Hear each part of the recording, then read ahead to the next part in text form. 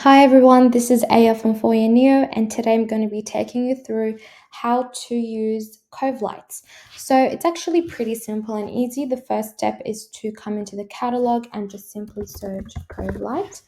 And you'll see here that a lot of options do come up. There's a lot of things that you can work with, and depending on the type of lighting that you want, the type of design that you want, it's really great. So for this one, we're going to go with the wave false ceiling with cove light, and I'm just going to simply click and drag it onto my ceiling. Now what I like to do is come into 2D mode and then go to ceiling plan mode, and that lets me properly be able to see it and adjust it and resize it a bit easier than in 3D mode.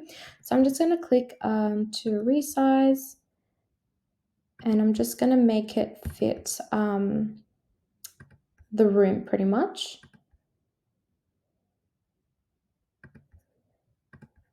And then I would like to rotate it because the feature where the wave is on the right there, but I do have the wardrobe there. So I'm just going to click on rotate and just simply turn that around. And now go back into 3D mode. And we can see how I have the detail up there now. Obviously, when you render, that's when it becomes more clear, and the final result would look like this.